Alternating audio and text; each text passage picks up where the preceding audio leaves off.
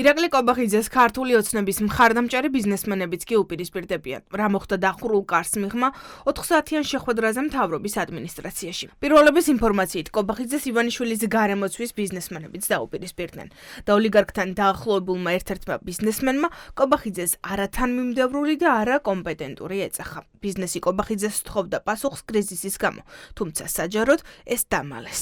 პრემიერმა მოყვა ძალიან დეტალურად და გძლად ისტორია ფაქტობრივად ომის დაწყებიდან უკრაინაში პრემიერს უთხარი, რომ ეს ისტორია მეთქი რომელსაც თქვენ ყვებით, ძალიან რთული ისტორია. და ისო ჩვენ გულისხმობით გისმენდით და არ გაწყვეტინებდით, არ უნდა გადაითარგმნოს იმაში, რომ ჯეთი ყველას გვესმის რეალურად რაღაც გვიყვებით, იმიტომ რომ ძალიან ბევრი ნიუანსი არის ამ ისტორიას, რომელსაც ყვებით და ან რატომღაცა ყველანი ვეთანხმებით. ჩვენ უბრალოდ პატივისცემით გისმენდით და არ გაწყვეტინებით, მაგრამ ეს არ ნიშნავს, რომ ამას ამ ოთახში ხალხი ეთანხმება. მას შემდეგ რაც TVP პირველმა შიდა შეხვედრის დეტალები გაასაჯაროვა ირაკლი რუხაძემ, რომელიც სამთავრობო პროპაგანდისტული არხის მფლობელია და ადასტურა, რომ ერთ-ერთი ის იყო, ვინც კობახიძე გააკრიტიკა. რუხაძე, რომელიც ივანიშვილთან დაახლოებული ბიზნესმენია, პირდაპირ ამბობს, რომ ქვეყანა კობახიძის შეცდომებს იმკის. პირველი ნაწილის არ გჯერა, რომ საქართველოს რეალურად საქართველოს მოითხოვდნენ ამ ომში ჩაბმას, მაშინ ყველაფერი სხვა არის საგიჟეთი. ანუ მე ყველანაირი მოქმედება, რაც ქართულმა ოცნებამ გააკეთა, არაფერში არ ჯდება. მე ვთქვი, რომ უცებ მთელ დასავლურ სამყაროს შეასკდა, ყველა გადაიმტერა, მთელი მსოფლიო მოგვიტრიალდა და ჩვენ გვაგინებდა და ვთქვი, რომ ამ სიტუაციაში როცა ესეთი რთული PR სამუშაო გაქვს, აი ეს მე ხარ რაც ვთქვი, დაახლოებით ეს მოყვე და მოყვე ისე, რომ დიდმა ნაწილმა ის აგიჯეროს შენი მოსახლეობის. მე ვთქვი, თქვენ უნდა იყოთ განსაკუთრებით ხიზლად, რომ რაღაცები არ გააკეთოთ შეცდომები, მაგალითად არ გააკეთო განცხადება, რომელიც გაკეთა ნოემბერში, რომელიც მე 1 საათში გიწევს იმის შეცვლა.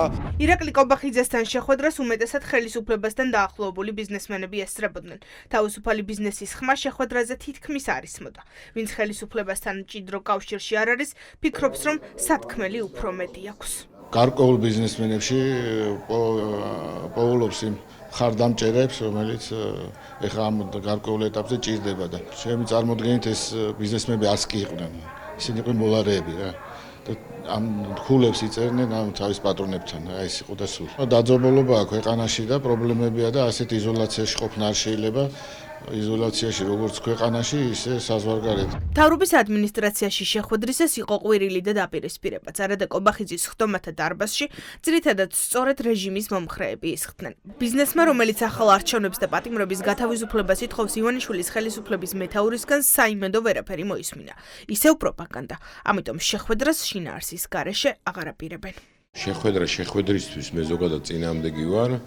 იმიტომ არსებობს ბიზნესის სერიოზული გამოწვევები, რაზეც გვინდა რომ პასუხები მივიღოთ. მცდელობა არის, რომ ბიზნესი გაყონდა ერთმანეთს დააპირისპირონ, რაც მე ზოგადად წინააღმდეგი ვარ, იმიტომ რომ პრობლემებზე რაც შეეხება ეკონომიკას ნათელია, ყველამ კარგად ვიცით, რომ გაყინვა ევროინტეგრაციის რა ფუფუნება ზოგადად ეკონომიკისთვის. 4 პრემიერ-მინისტრთან მქონდა ხოლმე სტაბილურად შეხვედრები, ხო, დავიწყებთ კვირიკაშვილი, იყო მერე ბახტაძე, გახარია, ისიც ძალიან კარგად გვესმის ბიზნეს და ძალიან ათლავს ხედავთ ის რასაც ქვეყანაში ხედავთ.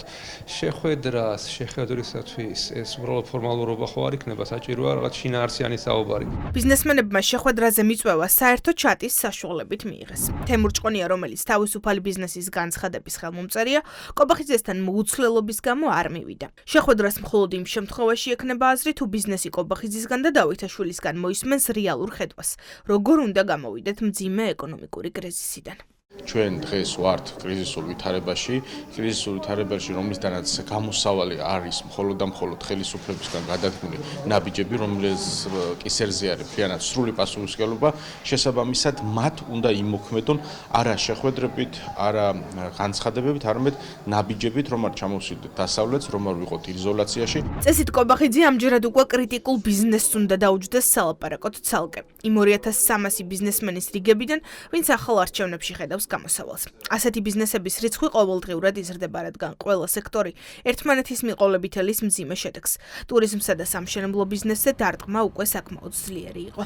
ბიზნესში უნდა მოხდეს გარდატეხა, რომ ბიზნესმა დაიჯეროს თავისი ძალის და ძალიან ხმამაღლა დააფიქსიროს ხოლმე ის პოზიცია, რომელზეც დგას და ამისი მას არ უნდა ეშინოდეს. და თუ ეკონომიკას ექნება პრობლემები ექნება ბიუჯეტსაც და თუ ბიუჯეტს ექნება პრობლემები კერძო სექტორზე არ გაჩერდება და რა თქმა უნდა გადავა საჯარო სექტორზეც და ბევრ სოციალურ კომპონენტზეც და შემდეგ უკვე მოსახლეობა ამას იგრძნობს და რაც ჩვენ არ გვინდა რომ მოხდეს. ვაკეთებთ ჩვენ რაღაც კალკულაციებს და ეს სურათი შეიძლება ნამდვილად ძალიან მძიმე იყოს საქართველოს ეკონომიკისთვის. ბიზნესი აღარ აპირებს ცარიელი სიტყვების მოსმენას. 4 საათის განმავლობაში ოცნების პროპაგანდა უკვე ისმინეს. შეხვედრიდან გამოსულებიდან კი მხოლოდ რეჟიმის მცველები და მდუმარეები იყვნენ კმაყოფილები.